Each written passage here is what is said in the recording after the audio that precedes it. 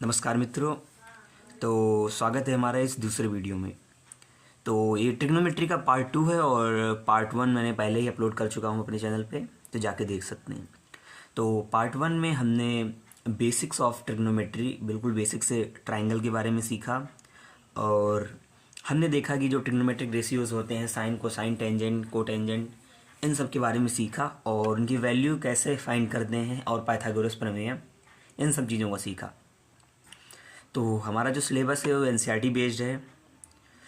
तो इसके लिए अब आज के इस वीडियो में हम सीखेंगे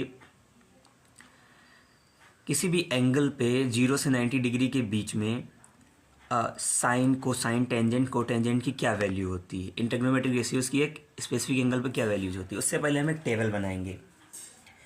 तो यहाँ पे हम लिखेंगे साइन थीटा,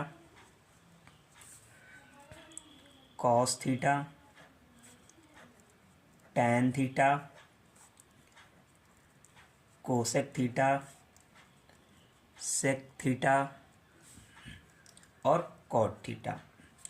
और यहाँ पे जो हमारे थीटा होंगे, पहला होगा 0 डिग्री, 30 डिग्री, 45 डिग्री, 60 डिग्री और 90 डिग्री। तो साइन थीटा का, साइन 0 पे साइन की वैल्यू 0 होती है और साइन 30 पे वैल्यू होती है 1/2 और साइन 45 पे इसकी वैल्यू होती है 1/√2 और 60 पे होती है √3/2 और साइन 90 पे वैल्यू होती है 1।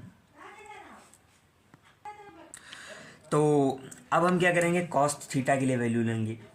तो कॉस 0 की वैल्यू, तो इसके लिए आपको मैं बता दूं कि जो साइन के लिए हमने लिखा है इसको हम उल्टा करके लिख देंगे 90 से।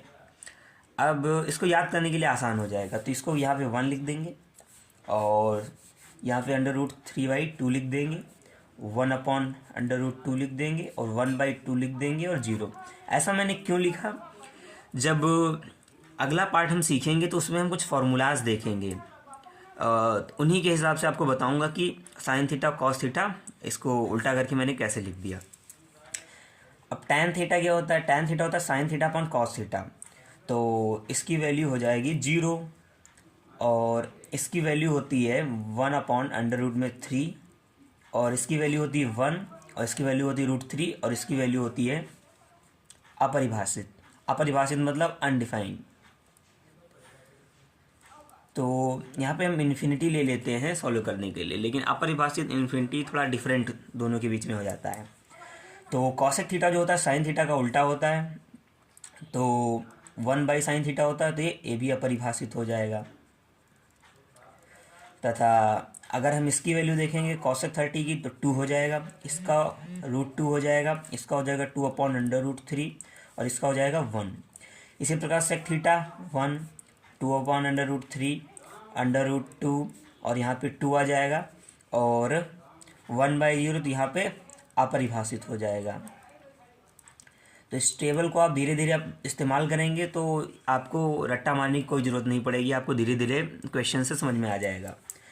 तो कॉट 0 की वैल्यू टैन का होता है, तो ये हो जाएगा अपरिभाषित और 1/√3 का √3 हो जाएगा, यहाँ पे 1 ही रहेगा, वहाँ पे 1/√3 हो जाएगा और यहाँ पे 0 आ जाएगा। तो आप इस पूरे टेबल का आप स्क्रीनशॉट भी ले सकते हैं और समझ भी सकते हैं, आपकी बुक में भी दिया होगा। अब हम क्या करेंगे, अब हम कुछ क्वेश्चन सॉल्व करेंगे जहाँ पे इसका इस्तेमाल करेंगे। तो आप जब भी क्वेश्चन सॉल्व करने चलें तो उससे पहले आप, अगर आपको याद नहीं है तो एक शीट बना के एक पेज पर रख लें। आप अगर जब बार बार आप यूज करेंगे तो आपकी प्रैक्टिस में हो जाएगा और आपको ये चीज़ें याद हो जाएंगी। चलिए एग्जाम्पल्स की मदद से अच्छे से समझते हैं। तो ये पहला सवाल है। तो यहाँ पे दे रखा है sine 60 cos 30 plus sine 30 into cos 60। तो अगर आपको फॉर्मूले नहीं याद है आप टेबल का इस्तेमाल कर सकते हैं। तो साइन 60 की वैल्यू क्या होती है, इसको हम सॉल्व करेंगे। तो हम इसको हल करेंगे। तो सबसे पहले हम लिख लेंगे साइन 60, क्वेश्चन को रीराइट कर लेंगे, कॉस 30 और प्लस साइन 30 और कॉस 60। अब हम इनमें इनकी वैल्यूज़ रख देंगे।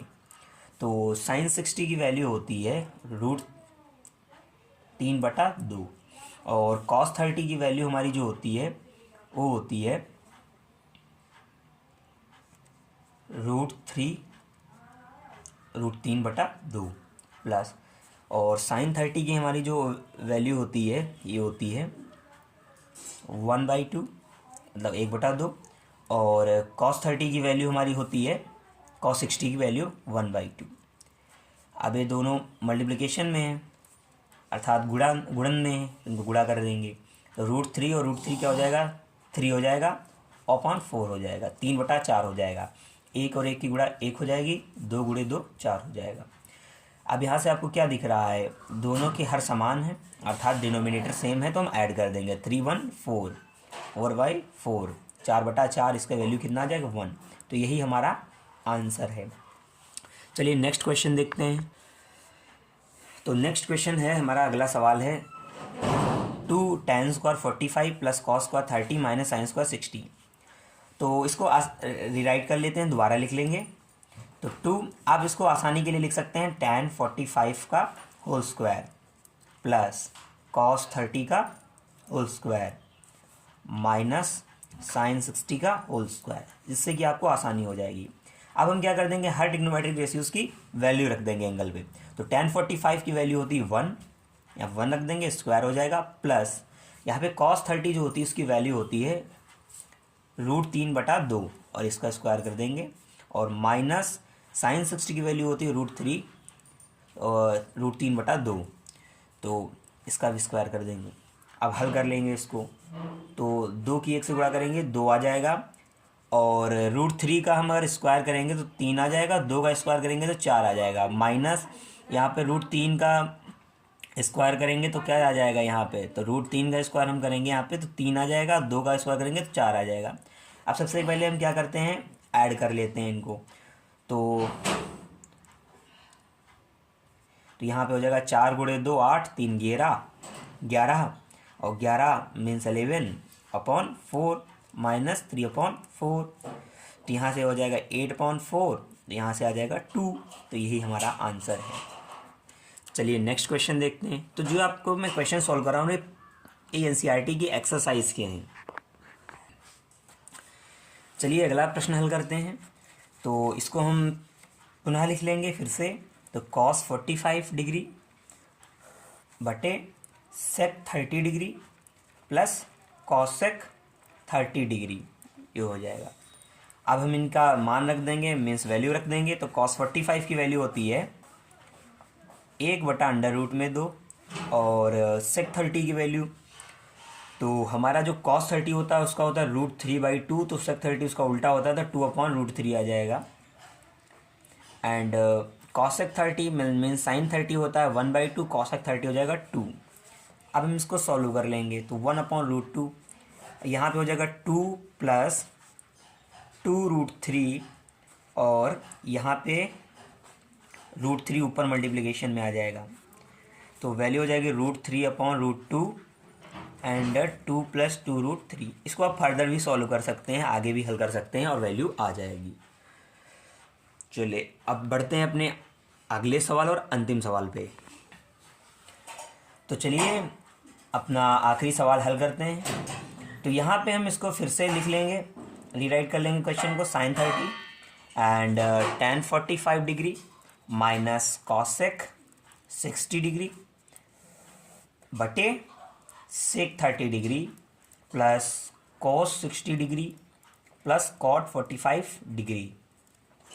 अब हम क्या करेंगे, इसके अंदर वैल्यू पुट कर देंगे।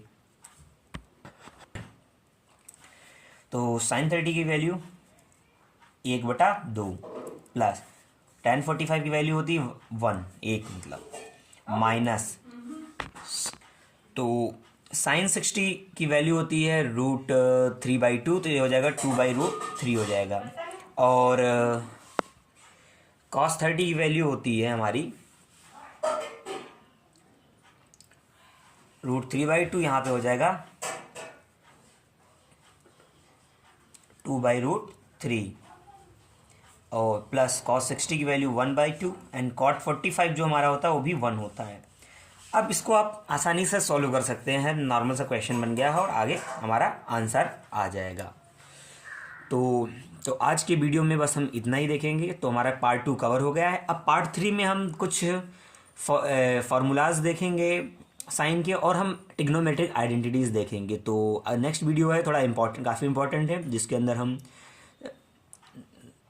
एंगल्स देखेंगे और आइडेंटिटीज़ देखेंगे। तो पार्ट 3 हमारा लास्ट पार्ट होगा, इंट्रोडक्शन टू ट्रिग्नोमेट्री का। फिर जो नेक्स्ट चैप्टर है वो हमारा हाइट एंड डिस्टेंस है, जिसको हम ऊंचाई और दूरी कहते हैं।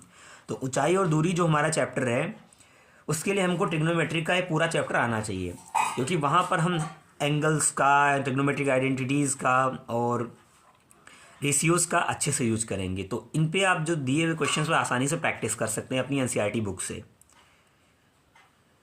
तो लेक्चर देखने के लिए धन्यवाद। मिलते हैं अगले पार्ट में, जो हमारा लास्ट पार्ट होगा इंट्रोडक्शन टू ट्रिग्नोमेट्री का।